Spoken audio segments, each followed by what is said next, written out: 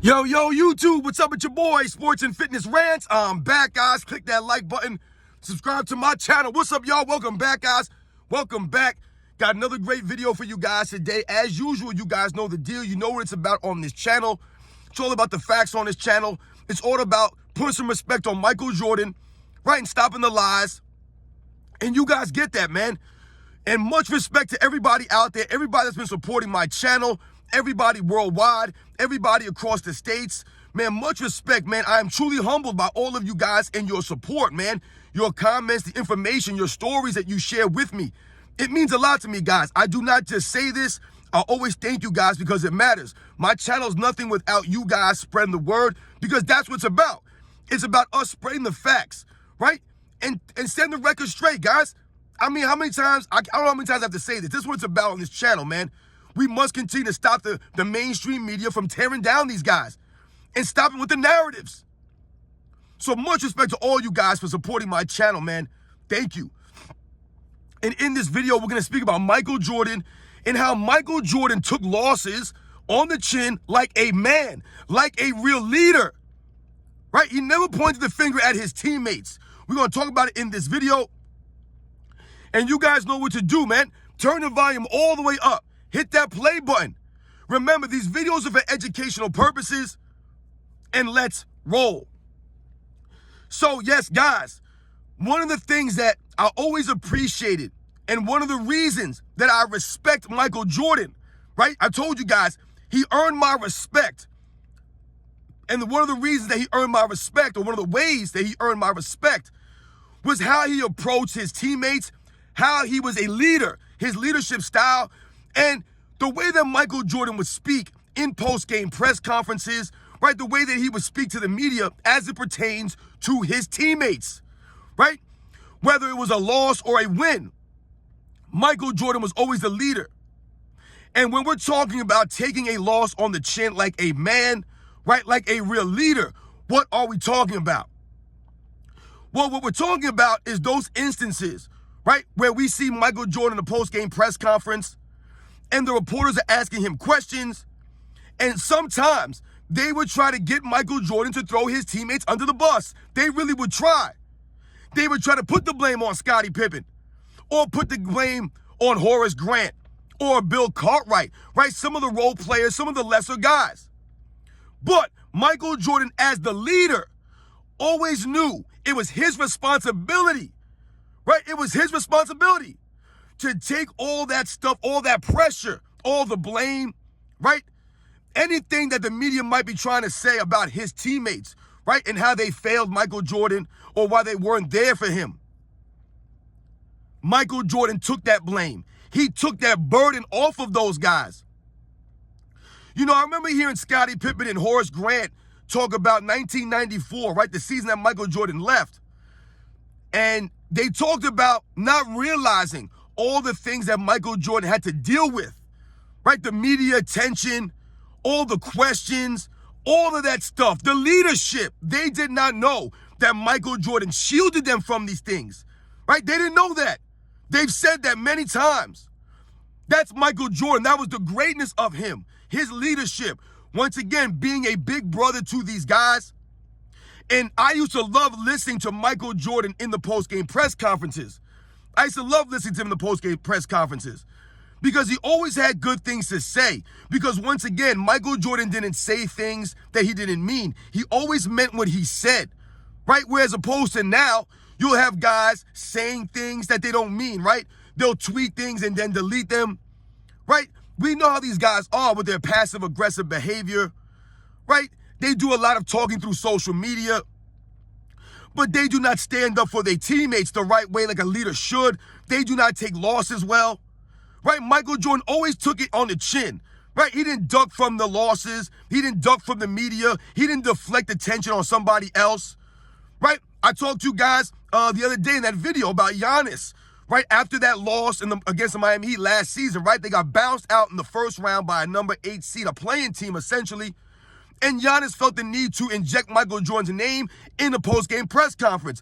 Because why? I've told you guys, he did not want to take the loss on the chin. He did not want to be a real leader and stand up and take that loss. So when the reporter said that his season was a failure, or he asked him if his season was a failure, he got all upset. He got in his feelings, right? And he decided to lash out and try to make that reporter look stupid by bringing up Michael Jordan, his career, right, as if it was a failure because he didn't win a championship, right? This is the nonsense. That's not a real leader, man. I've never heard Michael Jordan deflect any of that stuff, a loss, and bring up someone like a Larry Bird or bring up a Bill Russell or bring up any of these guys from past eras to deflect off of his failure. He's never done that. Michael Jordan always took the loss like a champ, right? Always took it like a man. Never deflected. And when it was time to take the credit, he deflected the credit to his teammates. He always gave them credit. Michael Jordan stood there and took the losses, man. He didn't go to a post-game press conference and read off his stat line. You know, these days, Michael Jordan gets a lot of hate for his early career struggles, right, against the Celtics and the Pistons, right? People are actually trying to tear Michael Jordan down now because he had to earn it and work for it. But the funny thing is that Michael Jordan would put up all kinds of stats, right? And he would never come to a post-game press conference and start reading off his stats and then point the finger at Scottie Pippen, right, who got elbowed in the head in the Game 6 of the 1989 Eastern Conference Finals. Right, I've told you guys, after Game 7 of the 1990 Eastern Conference Finals, when Scottie Pippen scored 2 points, was 1 of 10 shooting, he had a migraine. They immediately interviewed Michael Jordan on the basketball court, towel over his neck, soaked in sweat, just finished shaking everybody's hand because he's a class act. And they asked him about the game, about the loss. And he said, we are not there yet. We want to get to where they are, but we have to go back and work harder. He didn't say, hey, man, I had 37 points in the game. I had 9 rebounds. I had 8 assists. Scotty only had 2 points, man. You know, I need some help out here. I felt like I did good, but, you know, the team just wasn't ready. They weren't behind me. He never said anything like that stuff. He never read off his stat line. He never pointed the finger. He never made it seem as if he did what he could do and the other guys just weren't good enough or they didn't help him, right? He never got that excuse made. Well, Michael Jordan got no help, right? Because, well, that's like I said, all these years later, they're holding it against Michael Jordan that he could not beat legendary teams by himself, essentially. Now it's being held against him. And why is that? Because Michael Jordan always took the blame. It was always on him. He always pointed the finger at himself. This is Michael Jordan's greatness, guys. It's one of the main reasons why we respect this man, right? He was a true leader, a real champion who earned it. He never pointed the finger at the lesser guys, which is once again why Michael Jordan receives the credit as the player of the Bulls, right? As the leader of the Bulls, as the X factor, as the driving force, right? As the reason why they were winning. The other guys helped. Scottie Pippen was not the reason. Scottie Pippen didn't take the blame. It was Michael Jordan. He always shielded these guys from that. That's what a true leader does. You know, guys, I'm the oldest of 4 boys, right? There's 4 boys in my family. I'm the oldest, okay? And there were many, many times when I was younger growing up where I had to take the butt whoopings. That's right. I had to take the butt kickings from my dad, from my mother.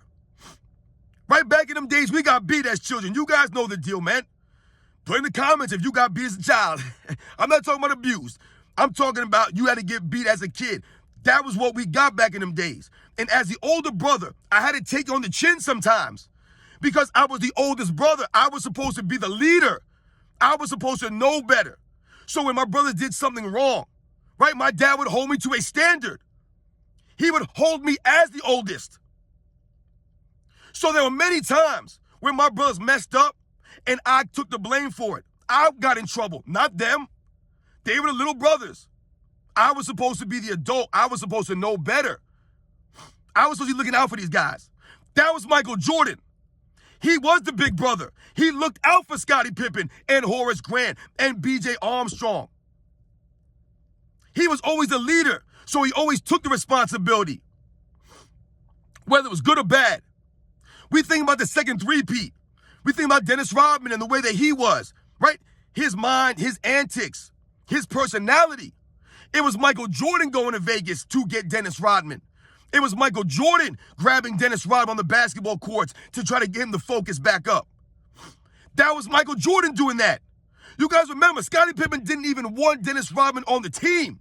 He didn't even want him.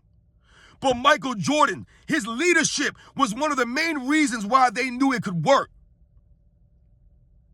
Right? People try to bring down Michael Jordan by saying he had Dennis Rodman. It was Dennis Rodman that was thankful for having Michael Jordan. Dennis Rodman was the one on the San Antonio Spurs that was almost on his way out of the league. Where was Dennis Rodman in 1995? Did they win a championship on the Spurs? No. It was Michael Jordan's leadership that allowed Dennis Rodman to come play for the Chicago Bulls, to find a home. You know, we always hear these comparisons with Michael Jordan and LeBron James, right? And we laugh about these things, right? And we laugh about, you know, the footage, the on-court stuff, the accolades, all that stuff points to Michael Jordan. But one of the glaring differences between Michael Jordan and LeBron James is their leadership, is how they deal with wins and losses, right? When LeBron James wins, everything is great, right? It's all peaches and cream, right?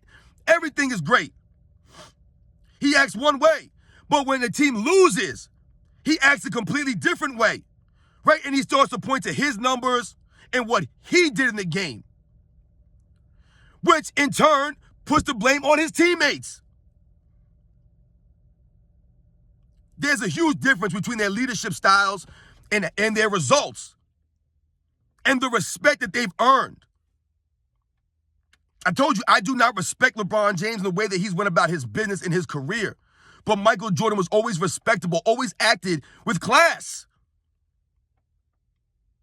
So shout out to Michael Jordan, the post-game press conferences, the things that this man would say. He would always give his teammates credit, which is why we wonder what Scottie Pippen is talking about all these years later. Because you guys have heard the sound bites. You see the video footage. Michael Jordan bigging up Scottie Pippen. Michael Jordan taking the blame away from these guys. Taking on the chin like a man. You guys know the deal, man. I'll catch you guys on the next one.